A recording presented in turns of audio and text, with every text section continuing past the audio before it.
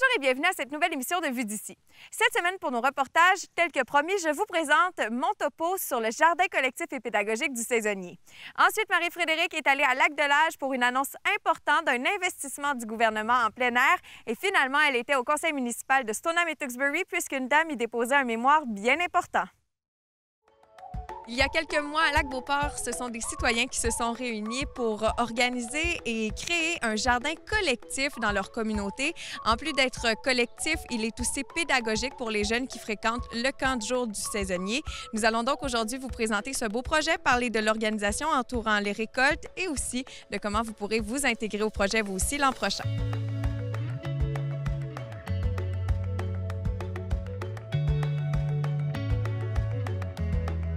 Depuis que je demeure au Lac-Beauport, ça fait 5 ans que je demeure au Lac-Beauport, j'ai toujours trouvé que la municipalité devrait avoir un jardin collectif, communautaire, parce qu'autrefois, c'était surtout des jardins communautaires qu'on faisait.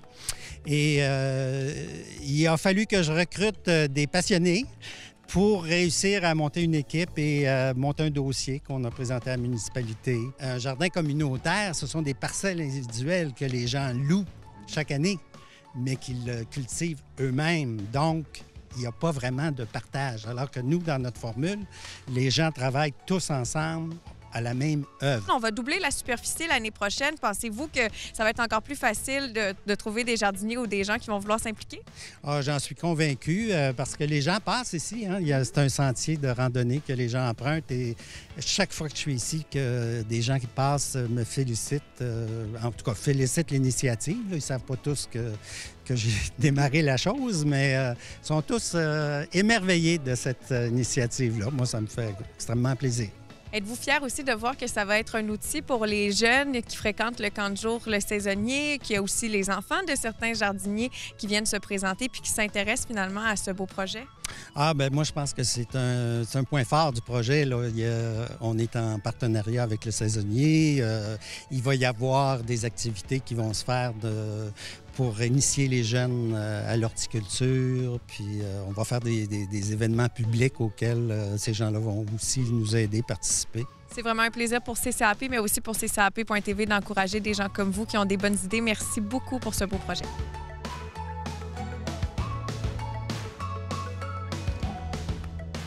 Ce qui m'a interpellée, c'est le côté, on cultive en gang. Fait que si on ne connaît pas ça, on peut apprendre avec d'autres personnes. Puis le côté bio, c'est-à-dire qu'on respecte la nature. Puis même, on va au-delà de ça avec la permaculture. Là. Et puis, quand j'ai pris les informations, je me suis rendu compte que c'est un projet vraiment inclusif. Fait qu'on a des gens de tous les âges, des familles, des jeunes couples qui viennent de s'établir ici, qui n'ont pas nécessairement le temps ou l'énergie d'avoir un jardin à la maison, un potager. Puis moi, ce que je voulais pour mes enfants, c'était qu'ils comprennent un peu d'où ça vient. Tu sais, les aliments, on les achète au supermarché, mais il y a une histoire en arrière de tout ça. Le concept, dans le fond, c'est qu'on demande 2 heures de jardinage par semaine. Nous, on a des plages horaires, si on veut dire. Là, il y a le lundi en après-midi, le mercredi soir puis le samedi matin. Fait qu'on décide le moment qui nous convient. On vient jardiner, puis on repart avec un panier de récoltes selon les récoltes qu'on aura. Cette année, on a cette partie-là du saisonnier, si on peut dire, du terrain, mais on va avoir le double l'année prochaine. Vous avez aussi des activités qui sont prévues avec le jardin collectif? Bien oui, on veut élargir les activités au-delà des membres, si on peut dire. Donc, on veut faire des activités avec les familles, fête des récoltes. On veut aussi organiser des ateliers de formation pour l'agriculture urbaine, c'est-à-dire les gens qui veulent faire de l'agriculture sur leur terrain à la maison. Fait que bientôt, il va y avoir un calendrier d'affichés pour ces activités-là. On veut que ça soit rassembleur, puis que ça profite pas juste aux membres jardiniers, mais vraiment à toute la collectivité de Lac-Beauport. On peut aussi joindre un groupe Facebook si on veut avoir tous les détails? Oui, on a une page Facebook qui s'appelle le Jardin collectif pédagogique du saisonnier.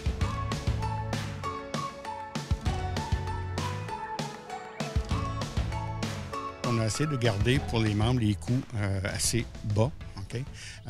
Et donc, en fait, on requiert en fait l'aide des gens, des organismes comme Desjardins. L'année prochaine, il y aura peut-être le MAPAC. Il y a d'autres organismes. Cette année, on est démarré un petit peu tard dans la saison des subventions. Là. Donc, l'année prochaine, on compte bien se reprendre. Oui, c'est important parce qu'on veut faire quelque chose de bien, de correct pour servir sur le plan pédagogique. Parce qu'on a vu les enfants au jardin tout à l'heure, mais il y a toute une autre dimension qu'on veut pour les citoyens adultes, outre le côté potager, c'est qu'on s'en va dans une permaculture. Alors, nous, on s'en va de ce côté-là pour plusieurs raisons. Un, parce qu'on veut non pas détruire le sol, mais au contraire, qu'il s'enrichisse de lui-même, sans mettre de produits chimiques. On va être bio de bord en bord. Et également, moins d'eau, parce que la couverture empêche l'évaporation. Là, on n'y est pas encore parce que, bon, comme je disais, c'est une question de budget. Il nous reste probablement que cet automne, on va recouvrir nos buts pour que le processus vraiment se mette en marche.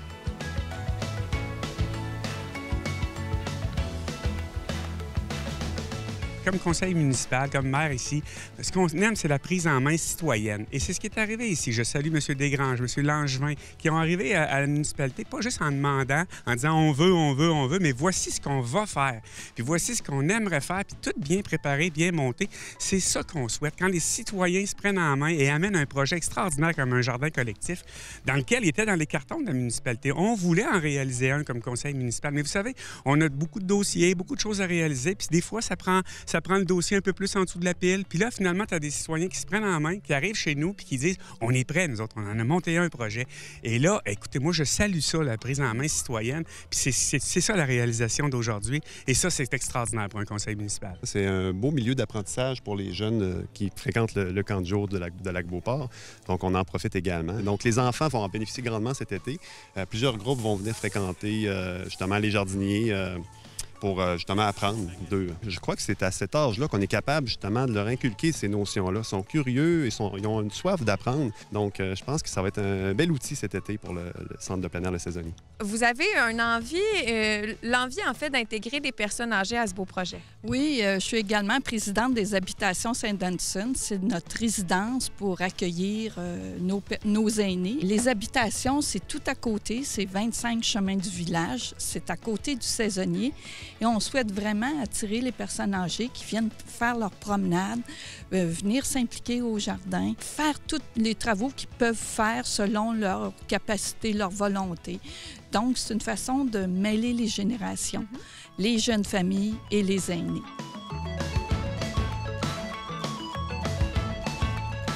Qu'est-ce que tu es venue faire ici, Anna-Béatrice, aujourd'hui? On est venu jardiner. Comment tu trouves ça, le jardinage? Bien, j'aime ça. Vous avez décidé de venir contribuer au jardin collectif? Ben oui, je prends ma marche ici tout le temps, là. Puis je passe ici tous les jours. Puis là, un moment donné, j'ai voyé avec la brouette. Puis, j'attendais un peu, je reviens. Puis là, je suis arrivé avec ça. Puis ça a fait le bonheur. Fait qu'on a tout monté ça, là. Ça a bien été. J'ai enlevé les mauvaises herbes, j'ai étendu le paillis.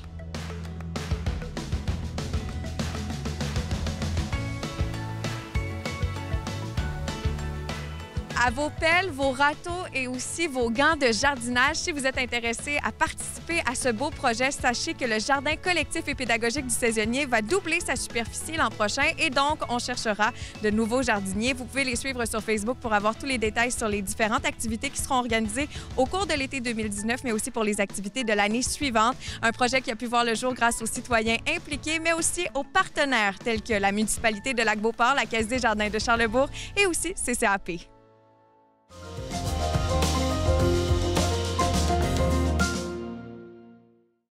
Nous sommes présentement en Empire 47 à Lac-de-L'Âge pour l'annonce d'un projet d'investissement important concernant la pratique de sport de plein air. Un projet qui va profiter à tous. Pour en savoir plus, restez avec nous.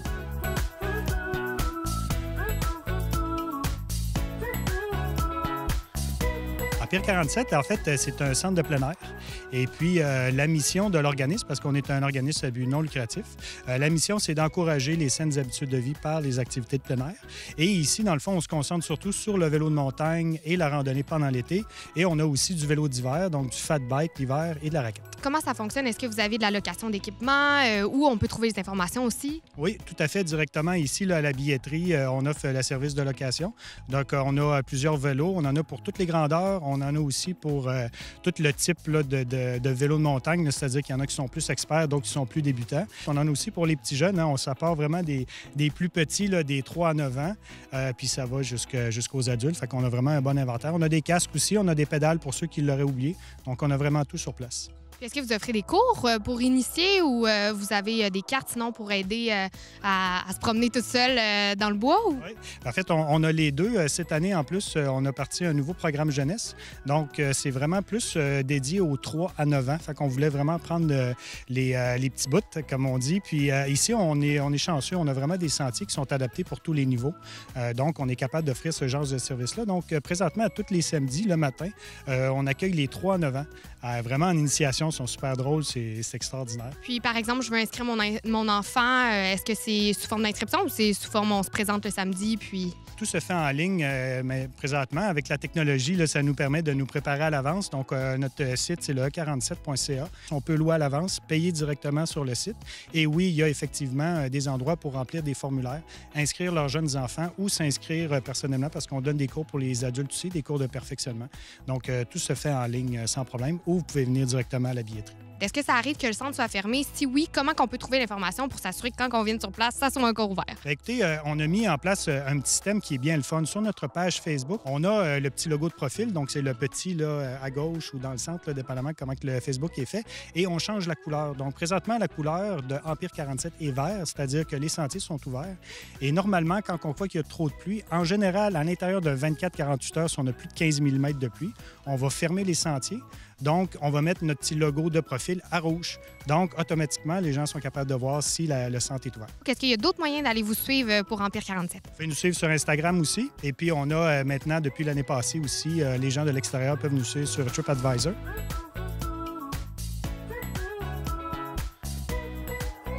En 2014, des passionnés de vélo de montagne nous approchent pour remettre en état certains sentiers, redébuter. On ne savait pas exactement ce qu'il en était. On a fini par dire, OK, on se lance dans l'aventure. Puis, en même temps, il est arrivé une demande du Xterra, qui est le Xterra, c'est un triathlon hors route. Alors, nage en eau libre dans le lac, course en sentier, vélo de montagne. Alors, on avait tous les éléments réunis ici avec le site pour les accueillir. Donc, les bénévoles se sont mis à l'ouvrage. Ils ont fait un premier sentier de vélo de montagne à partir d'une ancienne piste de ski de fond, parce qu'on est sur un ancien centre de ski de fond. Et ce qu'on s'est rendu compte, c'est que tout à coup, la fin de semaine, la semaine, il y avait des gens tout le temps qui venaient rouler en vélo de montagne. Et là, de fil en aiguille, il y a un OBNL qui s'est formé officiellement en 2014. On a pris ça en main comme il faut. Alors, des centaines de bénévoles ont mis la main à la pâte jusqu'à maintenant. Il y a un conseil d'administration de 8 administrateurs bénévoles. Et rapidement, ça a pris de l'ampleur, beaucoup plus vite qu'on aurait pu l'imaginer.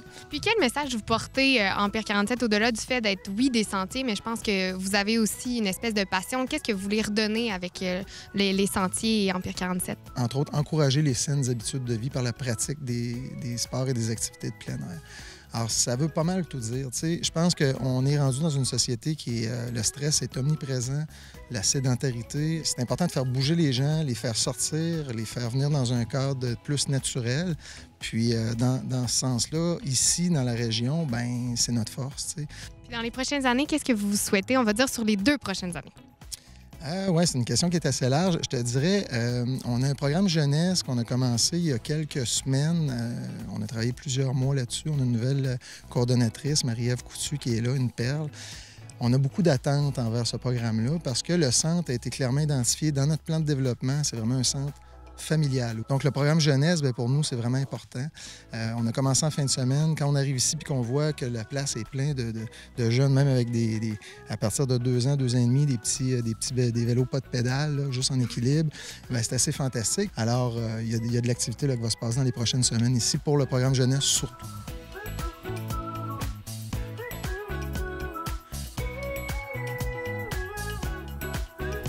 C'est très important, cette annonce-là, aujourd'hui, parce qu'on annonce un projet d'investissement dans le nord de la région de Québec, à Lac-de-L'Âge, Stoneham. Les 2 municipalités sont touchées. Empire 47, c'est un endroit magnifique pour le récréo touristique. Et évidemment, on souhaite annoncer ça devant les citoyens, devant les gens, devant les responsables d'organismes, parce qu'on veut attirer de plus en plus de gens de la région du Québec et aussi de partout dans le monde qui viennent pratiquer les sports. Moi, je trouve qu'on a un site enchanteur et on doit l'exploiter davantage. Puis quelles sont les retombées visées pour la population? Pour la population, bien, c'est des loisirs bonifiés, améliorés, des infrastructures qui seront plus grandes, plus agréables. Donc, ce qu'on veut, c'est que les familles puissent profiter de ces infrastructures-là ici, dans notre région, dans la MRC de la Jacques-Cartier. Puis pensez-vous voir plus de projets d'investissement comme ça dans le futur? Oui, je vais y travailler très fort, effectivement. Moi, mon objectif, là, c'est qu'on sait qu'au centre-ville de Québec, on a une ville, une capitale qui attire beaucoup de l'extérieur. Mais je voudrais que les gens restent une deuxième, une troisième journée, peut-être même une semaine de plus. Et après avoir fait le tour du Vieux-Québec, pourquoi pas venir faire un petit tour dans le Nord? Fait que moi, je vois comme le comté de Chauveau comme étant un endroit magnifique pour attirer les touristes à l'extérieur du centre-ville. C'est effectivement une très belle annonce. Je pense que toutes les initiatives qu'on a pour faire en sorte que les familles, que la population puisse jouir des sentiers de plein air, pour moi, c'est quelque chose qui va favoriser l'activité physique, mais aussi la santé, par le fait même. De vouloir être là, je pense que c'est une belle façon, d'une part, de reconnaître des organismes comme Empire 47 qui font des choses extraordinaires. C'est une belle façon aussi de soutenir un collègue parce que M. Lévesque est très impliqué dans sa communauté. Alors, j'avais envie d'être là. J'étais accessible aussi pour pouvoir être là, mais de pouvoir le constater aussi de visu, qu'est-ce qui se fait, de voir des gens y participer aussi, parce que là, on est quand même un mercredi après-midi, puis il y a des gens sur les sentiers. Alors, pour moi, c'est important d'être sur le terrain pour pouvoir voir ça. Puis pensez-vous que pour le futur, vous voulez voir plus d'investissements dans ce genre-là? Oui, bien tout à fait. L'enveloppe qu'on annonçait plus tôt cette année de 6 millions, c'est une enveloppe récurrente. Donc, pour les 5 prochaines années, il y aura des sommes de la même hauteur qui sera investie. Il y a aussi, je pense, de plus en plus une préoccupation pour les installations de plein air. Alors, ça aussi, il y a d'autres budgets qui pourront être alloués pour des initiatives comme celle-là. C'est ce qu'on vient faire aujourd'hui, annoncer dans ce super lieu une enveloppe de 101 960 $ pour justement mettre à niveau les sentiers. Bien fière de cette annonce, bien fière de déjà tout le travail qui se fait ici et de comment les citoyens, je pense, utilisent ces sentiers, mais ils vont encore plus pouvoir les utiliser. Alors, très heureuse de cette annonce.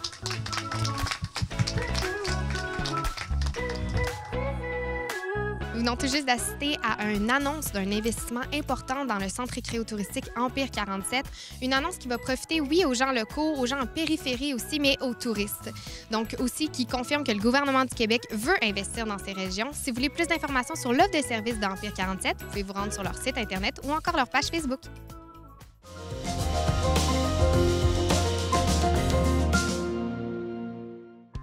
Aujourd'hui, Mme Isabelle Michaud fait le dépôt d'un mémoire qui porte sur le projet Maison des aînés au parc du Hameau.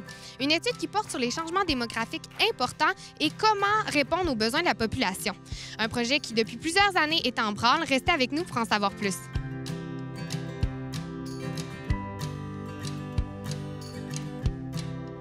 Pouvez-vous nous parler un peu plus de votre projet sur la Maison des aînés? Bien, en fait, c'est une démarche qui a commencé il y a à peu près 5 semaines avec un groupe de citoyens. Quand moi, j'ai appris là, que le projet initial, qui était supposé d'être sur l'ancien garage, a été déplacé ici sur le parc. Donc, étant chercheur, donc, je me suis mis à lire beaucoup de documents pour comprendre un peu l'état de la situation, à parler beaucoup avec les élus, mais aussi avec différentes parties prenantes. Puis, en faisant ça, bien, avec un groupe de citoyens, ce qu'on voulait absolument, c'est de corriger certaines informations qui étaient erronées. Donc, on a développé un dépliant là, de 4 pages qui faisait mention un petit peu de notre démarche, qu'on veut une démarche positive, vraiment constructive.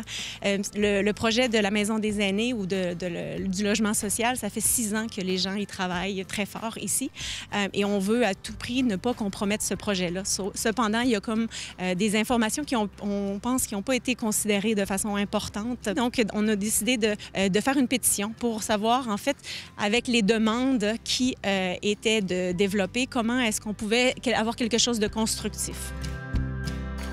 Les critères qui ont été choisis, ce sont les critères pour les promoteurs, si on veut, de l'accessibilité, pour être près du IGA, pour être près du Brunette, ce qui est quelque chose d'important, mais en même temps, c'est pas la seule considération parce qu'on sait que ces gens-là vont aussi être semi-autonomes, donc avoir aussi... Donc, il y a tout ça qu'on demande, c'est qu'il n'y a pas eu une étude rigoureuse qu'on aimerait avoir. Donc, avec le mémoire, on espère d'apporter des éléments, des faits saillants, puis qui vont pouvoir éclairer, si on veut, là, les discussions, parce que, dans le fond, il y a quand même d'autres possibilités, puis des fois, c'est juste en brassant des idées à plusieurs qu'on peut trouver des solutions qui sont un peu plus non conventionnelles. Donc, c'est pas juste de donner un parc municipal qui est très fréquenté et pas nécessairement la solution à nos yeux. Le premier site qui a été le site préconisé pendant 6 ans était le site de l'ancien garage. Si je ne me trompe pas, il y a près d'1 million de dollars qui a été investi de la part de la municipalité pour la décontamination, pour faire un puits, des égouts. Et c'était parfait parce que, veut pas, il y a une belle consultation qui a été faite avant 2016 ici. Et les aînés et la population disaient on n'a pas d'accès à la rivière. Donc l'ancien garage permettait d'avoir cet accès-là avec la rivière également. Et on a aussi ici un plan directeur des parcs. Donc ici, on sait qu'à Stoneham, on voit beaucoup de verdure, mais en même temps, en termes de parcs, pour les populations, que ce soit les jeunes familles, mais les aînés, on n'en a pas beaucoup. Donc, on a 2,5 hectares par 1000 habitants, ce qui est en deçà des normes qui devraient être à peu près de 9 hectares par 1000 habitants. Donc, en prenant ce parc, là, qui n'est pas très grand déjà, c'est que ça compromet un peu les recommandations d'augmenter, si on veut, les parcs pour le noyau villageois. Où vous vous placez dans cette position? Oui, bien en fait, nous, on veut conserver le parc du hameau parce qu'on sait qu'il est très fréquenté. Il y a près de 1000 élèves à l'école qui le fréquentent de façon très importante. Il y a 90 de ces élèves-là qui sont au service de garde. Donc, le midi, quand il fait beau, ils sont toujours là. Les animateurs nous disaient, ce parc-là est parfait parce que les enfants, il fait le soleil, ils viennent ici en dessous du préau, ils vont jouer dans le sable, ils vont dans les sous-bois, il y a des activités. Donc, il n'y a pas beaucoup d'endroits qu'on a cette chance-là d'avoir vraiment un site qui est multifonctionnel. C'est pas un changement sur l'emplacement qui est important, c'est vraiment d'essayer de regarder toutes les possibilités. Puis je sais qu'ils ont travaillé fort par rapport à ça, mais il manque encore beaucoup de questions qui n'ont pas été répondues.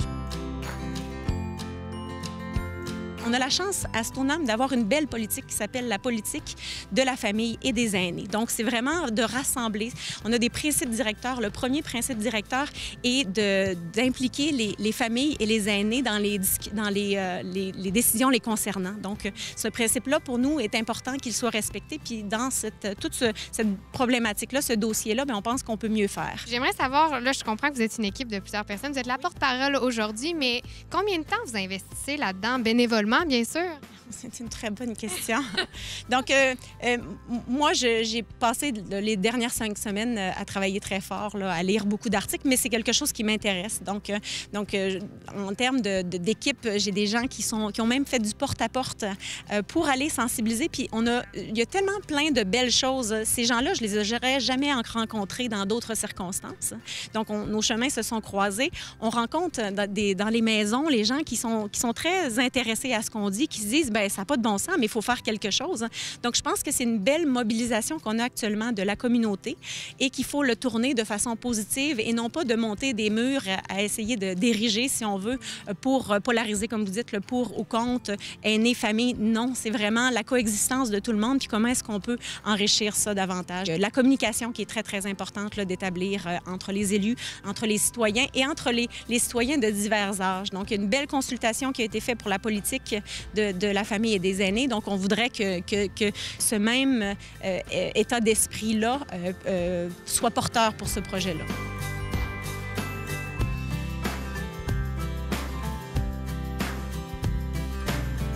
Je pense que ce projet-là a grandi grâce aux commentaires populaires. Nous, ce qu'on en retire, c'est qu'il y a eu des préoccupations dès le départ au niveau du projet, puis le conseil actuel en tient compte, en tient largement compte. Il y avait des prérogatives au niveau de la coupe des arbres, de la sécurité et de la préservation du parc. Alors, c'est la responsabilité du conseil de préserver tout ce qu'on nous a demandé. Et on va y parvenir, croyez-moi. On a engagé une firme de consultants pour lequel le principal mandat a été ces 3 points-là, ces 3 aspects-là, de préserver l'environnement pour l'usage du parc, de faire en sorte que les jeunes qui le fréquentent soient en sécurité et de faire en sorte qu'aucun arbre ne sera affecté. Je pense que si Stoneham veut se démarquer, on doit être une société inclusive. Ne pas essayer de ranger les personnes âgées à un endroit où c'est peu nuisible. On revient constamment avec le site de l'ancien garage municipal. Bien, l'ancien garage municipal, il faut se le dire, un garage municipal, une municipalité choisit son emplacement pour ne pas nuire à la population à cause du trafic des camions. Est-ce qu'on veut faire la même chose avec nos aînés? J'espère que non. Puis concernant le parc Hameau, qu'est-ce que ça va apporter comme changement en termes de la verdure et est-ce que ça coupe beaucoup le parc? C'est une autre excellente question. Ce parc-là a cessé d'exister véritablement lorsque le Harfang des Neiges phase 2 s'est construite derrière nous. Alors, ce parc-là a été dénaturé dès ce moment-là. Nous, ce qu'on s'engage à faire grâce au projet pour la Maison des aînés, c'est de redonner aux citoyens la pleine appartenance de ce parc-là et la pleine fréquentation de ce parc-là. On va améliorer les lieux d'accès, on va améliorer les voies d'accès, on va redonner des équipements à ce parc-là qui a souffert dans le passé, on va le faire revivre. Ce projet-là, en fait, est subventionnable. Et pour quelle raison? Alors, c'est financé par la voie de la Société d'habitation du Québec. La Société d'habitation du Québec a des normes assez strictes au niveau de l'application des subventions. On doit correspondre à certains critères, dont la proximité des lieux de fréquentation. Vous savez, avec l'ancien garage, un des principaux défauts, c'est le rayon de marche. Le rayon de marche de l'ancien garage est 700 mètres pour se rendre au cœur des activités villageoises. Alors, c'est 300 mètres de plus que ce que recommandent les règles d'urbanisme.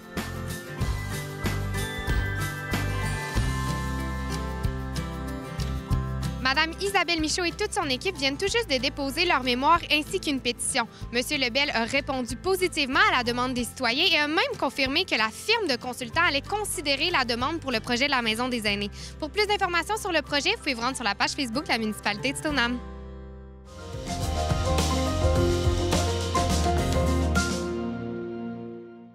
Merci d'avoir visionné encore une fois cette semaine nos 3 reportages de Vue d'ici. N'hésitez pas à regarder l'émission à nouveau, soit sur YouTube, sur notre site web ou encore sur la page Facebook de CCAP.tv. On se retrouve la semaine prochaine pour 3 nouveaux reportages de Vue d'ici, dont un réalisé au Golfe alpin de Sainte-Brigitte-de-Laval.